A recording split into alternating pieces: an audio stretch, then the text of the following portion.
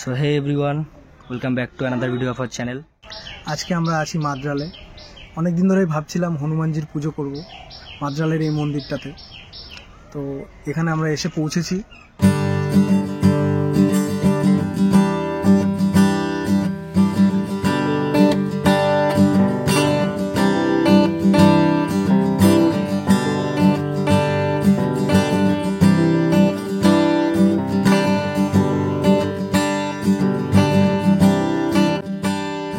হনুমানজি এবং গণেশজির সাথে সাথে এখানে রাম, সীতা এবং রাধাকৃষ্ণও পূজিত হন।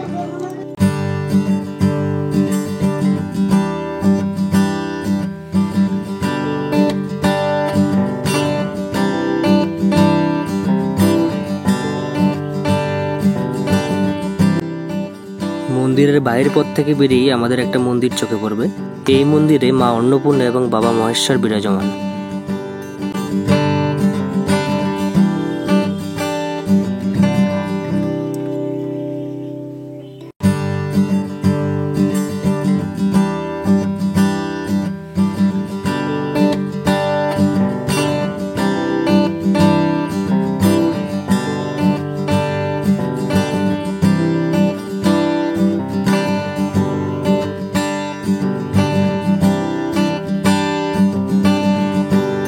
মা অন্নপূর্ণা দেবীর মন্দিরটি দোতলায় অবস্থিত এবং তার নিচেই রয়েছে একটি শিবলিঙ্গ।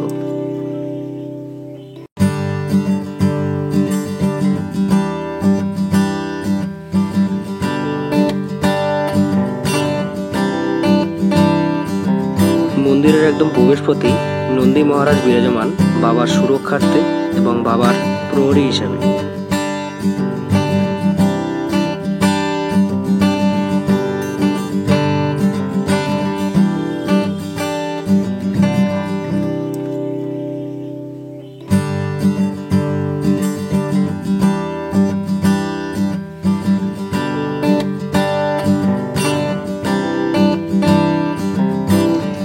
হনুমানজির পুজো করবো বলে ডালা নিয়েছিলাম। একটা সময় বন্ধ হবে দেখাচ্ছিল গুগল ম্যাপসে, কিন্তু আমরা জানতাম যে মন থেকে যদি ওনাকে ডাকা যায় আমরা ঠিক পাবো। সেই ভরসা নিয়ে আমরা বাড়ি থেকে 12:30টার সময় বেরিয়েছিলাম। তো দেখে মনটা একদম শান্ত হয়ে গেল। তোমাদেরও দেখাই, চলো তোমরাও দর্শন করো হনুমানজির।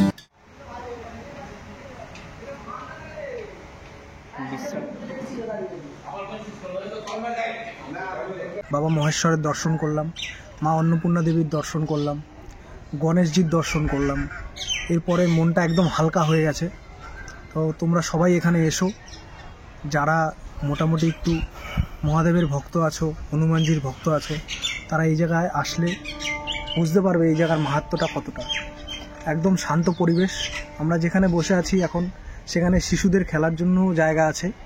তো তোমরা যদি ফ্যামিলি নিয়ে আসতে চাও, বাচ্চাদেরও খেলার জায়গা এখানে আছে। তোমরা কিছুক্ষণ বসে শান্ত হয়ে যেতে পারবে এই জায়গার থেকে। পাশে একটা ছোট ঝিলও আছে, জায়গাটা পাশে একটা ছোট ঝিলও আছে। আর সব থেকে বড় কথা যেটা তোমাদের সাথে সব কিছুই শেয়ার করি, এটাও শেয়ার করি, হনুমানজির স্বপ্নাদেশ আমাদের এসেছিলো, যেই কারণে আর আমাদের মনটা অনেকদিন ধরে চাইছিল যে ওনার পুজো আমরা করি। তো তারপরে স্বপ্নাদেশের পর থেকে আমাদের মনটার মধ্যে একটা বিচলিত ভাব ছিল যে আমরা কবে আসব। তো আজকে আসার পরে সেই মনের যে বিচলিত ভাবটা ছিল সেটা পুরোপুরি মিটে গেছে, মনটা পুরোপুরি হালকা হয়ে গেছে। একদমই তাই। তাই তোমরা সবাই যারা কাছাকাছি আছো বা একটু দূরে আছো, আসা সম্ভব যাদের, তারা অবশ্যই এখানে এসো।